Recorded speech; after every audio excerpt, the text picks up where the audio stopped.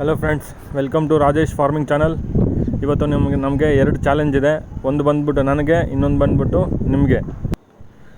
Friends, first challenge ಬಂದ್ಬಿಟ್ಟು ನನಗೆ. ಅದೇನು ಅಂದರೆ 31 ಡೇಸಲ್ಲಿ ಯಾವ ಥರ ನಾನು ಉಳುಮೆ ಮಾಡಿ ಯಾವ ಥರ ಫಸಲು ತೆಗಿತೀನಿ ಅಂತ. ಸೆಕೆಂಡ್ ಚಾಲೆಂಜ್ ನಿಮಗೆ. ನೀವು ಬಂದ್ಬಿಟ್ಟು ಈ ವಿಡಿಯೋನ ಸಬ್ಸ್ಕ್ರೈಬ್ ಮಾಡಿ 100 ಸಬ್ಸ್ಕ್ರೈಬ್ ಆಗೋವರೆಗೂ ನೀವು ಮಾಡಬೇಕು. ನೋಡಿ ಫ್ರೆಂಡ್ಸ್, ನನ್ನ ಫಸ್ಟ್ ಡೇ ಹೋಗ್ತಾಯಿದ್ದೀನಿ ನನ್ನ ಫಾರ್ಮಿಂಗ್ಗೆ. ಇದೆಲ್ಲ ನಾನು ನೋಡಿಸ್ತಾ ಇದ್ದೀನಲ್ಲ, ಇದೇನೇ ನಂದು ಫಸ್ಟ್ ಫಾರ್ಮಿಂಗು. ಸೊ ಹೋಗ್ತಾಯಿದ್ದೀನಲ್ಲ, ಸೊ ಜಸ್ಟ್ ಇದು ಫುಲ್ ಕಾಡು ಥರ ಇದೆ ನೋಡಿ, ಎಲ್ಲ ಕಸ ಎಲ್ಲ ಇದೆ. ಸೊ ಇದನ್ನೆಲ್ಲ ಕ್ಲೀನಾಗಿ ನೀಟ್ ಮಾಡಿ ಅದನ್ನ ಫಸ್ಟು ಕ್ಲಿಯರ್ ಮಾಡಬೇಕು. ಅದಾದಮೇಲೆ ಟ್ರ್ಯಾಕ್ಟರ್ ತಗೊಬಂದು ಉತ್ತಿ ಆಮೇಲೆ ನಾನು ಸ್ಟಾರ್ಟ್ ಮಾಡಬೇಕು ಫ್ರೆಂಡ್ಸ್. ಸೊ ತುಂಬ ಕಷ್ಟ ಇದೆ, ಆದರೂ ಕೂಡ 31 ಡೇಸ್ ಚಾಲೆಂಜ್ನ ಅಕ್ಸೆಪ್ಟ್ ಮಾಡಿದ್ದೀನಿ. ಯಾಕೆ ಅಂದರೆ ಬೇರೆಯವ್ರಿಗೋಸ್ಕರ ನಾನು ಅಕ್ಸೆಪ್ಟ್ ಮಾಡೋದಲ್ಲ, ನನಗೋಸ್ಕರ ನಾನು ಅಕ್ಸೆಪ್ಟ್ ಮಾಡಿದ್ದೀನಿ. ನಮ್ಮ ಕೆಲಸದಲ್ಲಿ ನಿಯತ್ತಿದ್ದರೆ ಅದಾಗತ್ತೆ. ಸೊ ಅದಕ್ಕೆ ನಾನು ಇವತ್ತು ಇದು ಮಾಡಿದ್ದೀನಿ. ಆಲ್ರೆಡಿ ಸ್ಟಾರ್ಟ್ ಮಾಡಿದ್ದೀನಿ ನೋಡಿ ಫ್ರೆಂಡ್ಸ್. ಇದೆಲ್ಲ ಆಲ್ರೆಡಿ ಸ್ವಲ್ಪ ಗಿಡಗಳನ್ನ ನೆಟ್ಟಿದ್ದೀನಿ.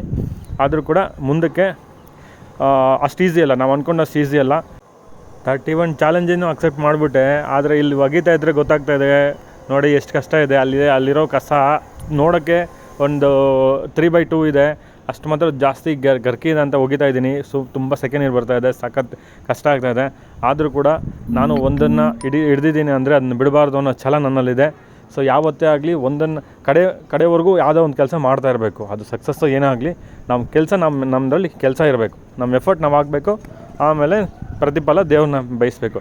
ಅಷ್ಟೇ ಬಿಟ್ಟು ನಾವು ಬೇರೆಯವ್ರಿಗೋಸ್ಕರ ಇಲ್ಲ ಅಂದರೆ ದೇವರೇ ಬಂದು ಮಾಡ್ತಾರೆ ಅಂತ ಏನೂ ಇಲ್ಲ. ಸೊ ನಮ್ಮ ಕಷ್ಟ ನಾವು ಮಾಡ್ತಾ ಇರಬೇಕು. ನೋಡಿ ಫ್ರೆಂಡ್ಸ್, ನಾವು ಇದೆಲ್ಲ ಅಗಿತಾ ಇದ್ದೀನಿ. ಸೊ ನಮಗೆ ರೂಟ್ಸ್ ಇದೆ. ಫಾರ್ ಎಕ್ಸಾಂಪಲ್ ನಮ್ಮ ಪೇರೆಂಟ್ಸ್ ಎಲ್ಲನೂ ವ್ಯವಸಾಯ ಮಾಡಿ ಬಂದಿರೋದ್ರಿಂದ ನಮ್ಗೆ ಇದೆಲ್ಲ ಗೊತ್ತಿದೆ. ನಾನು ಚೆನ್ನಾಗಿ ಕಷ್ಟಪಡ್ತಾಯಿದ್ದೀನಿ. ನಾನು ಕಷ್ಟಪಡೋಕ್ಕೆ ರೆಡಿ ಇದ್ದೀನಿ.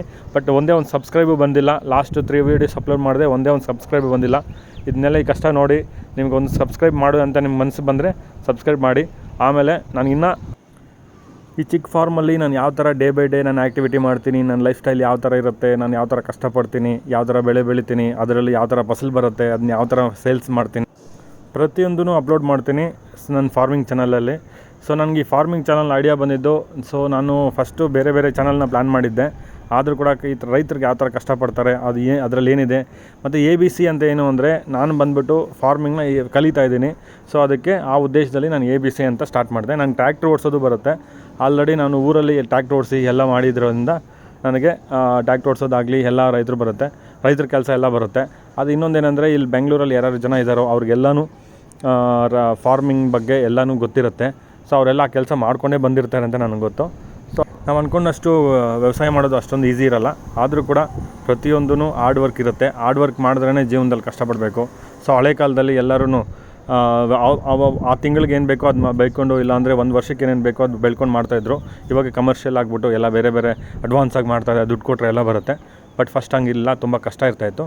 ಅದಕ್ಕೆ ಅವರೆಲ್ಲ ಕಷ್ಟಪಟ್ಟೆ ಜೀವನ ಮಾಡ್ತಾಯಿದ್ದು ದಿನನೂ. ಅದೇ ಥರನೇ ಈ ವಿಡಿಯೋದಲ್ಲಿ ನಾನು ಏನು ಹೇಳ್ತೀನಿ ಅಂದರೆ ಕಷ್ಟ ನಾವು ಪಡಬೇಕು, ಪ್ರತಿಫಲನ ದೇವ್ರಿಗೆ ಬಿಟ್ಬಿಡಬೇಕು.